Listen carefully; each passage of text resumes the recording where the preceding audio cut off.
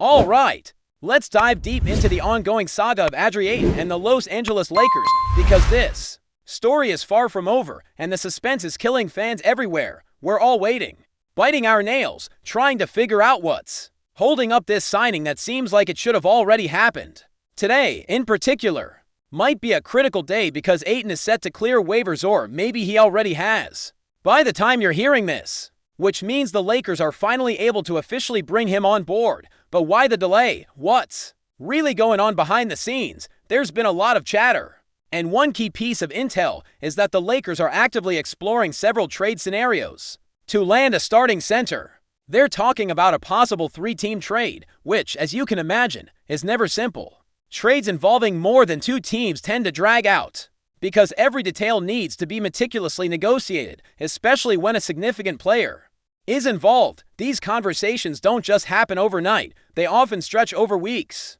with teams trying to figure out the best way to make the deal work financially and strategically. Now, here's the thing, the Lakers are reportedly focused on getting a clear-cut starting center, someone they see as a foundational piece for the future. That's a big deal because it means the backup centers like Nick Richards, Robert Williams, or even F. Masiri, who have all been linked to trade talks at one point or another, might not be the answer they're after. These guys are solid as backups, sure, but the Lakers apparently want someone who can start and anchor the team down low immediately. So who could it be? Walker Kessler comes to mind. He's young, has shown he can start, and could be a long-term solution. Then there's Jalen Duren, another promising big man who some teams might be willing to trade. But trading away franchise pieces is always tricky, and of course, there's the possibility that the Lakers want to stick with Adri Ayton himself as their starter, which makes sense given his talent and potential upside. But here's where it gets complicated. If the Lakers are actively negotiating a trade for a starting center, it suggests they might see Ayton as more of a backup or a piece in a larger puzzle. That could explain the hold-up. Why sign Ayton right now if you're trying to clear space or acquire someone else first? There's a strategic patience in waiting until the trade market settles before making a commitment, especially since signing Ayton without a trade deal could limit flexibility. And on the flip side, you've got to consider the Lakers' perspective that they really want Ayton. The belief is strong that both the team and the player want to make this happen. The Lakers know what they're getting with Ayton, a talented center with plenty of room to grow if he can stay focused and committed. Ayton's agent has emphasized his desire to join a winning team, which is crucial. He's not just looking for minutes on the court. He wants to rebuild his image and re-establish himself as a top-tier center. Remember, Ayton's recent history isn't spotless. He was waived by Portland, which sent shockwaves through the basketball world. At one point, he was considered a rising star, possibly one of the best centers in the league in the next few years. Now, he's fighting to get back on track and prove that he's worth the hype. Indiana could be an option, sure, but it's not the ideal one for a player in his position. The Pacers don't offer the same level of exposure or playoff potential, and Ayton needs that spotlight to really revive his career. Playing for the Lakers means playing under bright lights in front of passionate fans, with media coverage that's always intense. That kind of pressure and attention could be exactly what Ayton needs to reset his narrative and show the world that he's a key contributor on a contender. Plus, the Lakers offer an exciting supporting cast, LeBron James and Luka Doncic.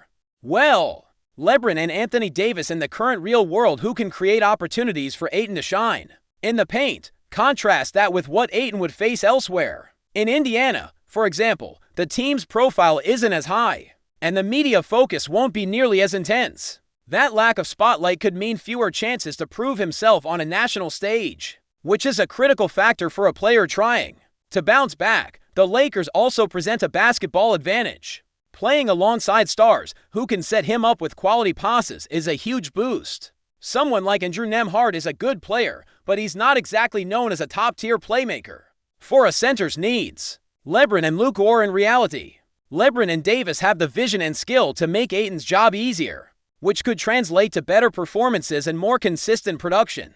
If Ayton can have a solid season with the Lakers and contribute to winning, especially if they end up making a deep playoff run or even contending for a championship, his value skyrockets. That kind of success can lead to more lucrative contracts down the line, as teams start lining up to sign a player who's proven himself in a winning environment. From the Lakers' standpoint, Patience is key right now. They have to navigate these trade talks carefully and make sure they don't rush into a signing. That could limit their options, but at the same time, fans and analysts alike want some clarity, some confirmation that Ayton does intend to sign with Los Angeles, that it's really happening, and that these trade talks are just part of a bigger strategy. One big question is when these trade discussions started. Did the Lakers dive into them as soon as Ayton became available? Or did they hold off to see how things unfolded if they started too early? Maybe they risk losing Ayton to another team if they don't finalize a deal. On the other hand, if they wait too long, they might get squeezed by other teams or miss out on good trade opportunities.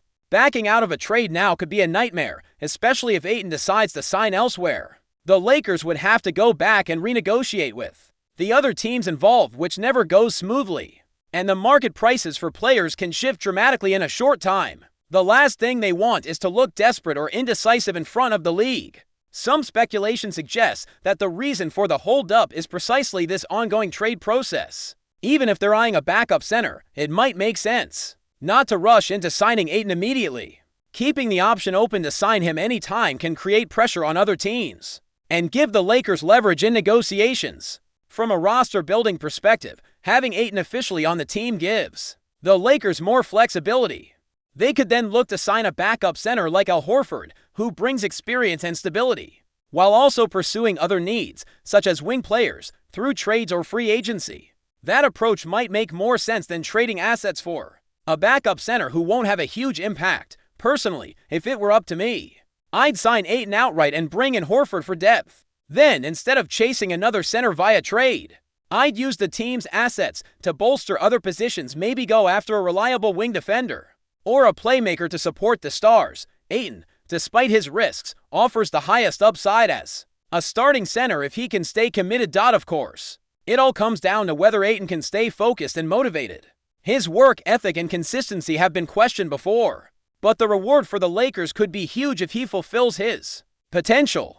It's a classic low-risk, high-reward scenario, and if the Lakers do bring him on, they could still develop a young third center to run the minutes behind Ayton, and Horford someone like Daniel Gafford or a rookie with upside. That way, they keep the roster balanced and flexible without sacrificing assets on uncertain trade deals. As for the rumored trade targets, unless the Lakers find a clear-cut starting center significantly better than Ayton like Kessler or Duren, it might not be worth overcomplicating things. Nick Claxton is a fantastic defensive big man and versatile, but if Ayton is available and healthy, why trade for Claxton and pay him a hefty salary just for bench minutes? The financial side is important here, too. Trading for a player like Claxton or another expensive big man could cost the Lakers upwards of $27 million in salary, limiting their ability to strengthen other parts of the roster.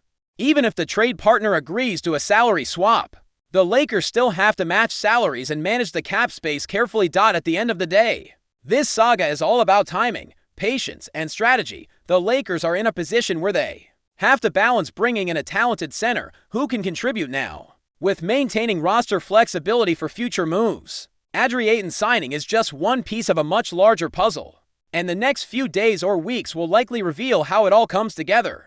So while the wait continues, fans can rest assured that the Lakers are actively working behind the scenes to get the best possible outcome, whether that means finalizing Ayton's contract soon or making a major trade for a starting center. The front office is clearly thinking long-term and looking to build a championship contender around their stars. Before we continue, we ask that you leave a like and subscribe to the channel so you won't miss any exclusive Lakers updates. Moving on. In what could be one of the most sensational moves of the NBA offseason, whispers are growing loud around a potential blockbuster deal that would send Memphis Grizzlies superstar Yao Morant to Los Angeles. According to sources close to the situation, the Lakers have reportedly made a substantial trade offer for the explosive guard, and it includes none other than fan favorite Austin Reaves. The rumor mill began churning after reports surfaced of internal discussions within the Lakers front office about making a bold move to shake up the roster. With LeBron James entering the twilight of his career and the team hungry for another championship run, sources suggest the Lakers are exploring aggressive options. The idea of pairing Anthony Davis with Yao Morant has reportedly gained traction, especially given Morant's electrifying playstyle and ability to command an offense. What makes this rumor even more intriguing is the inclusion of Austin Reaves In the proposed deal, Reaves has become a beloved figure in Los Angeles, not only for his gritty performances, but also for his chemistry with both LeBron and the fan base.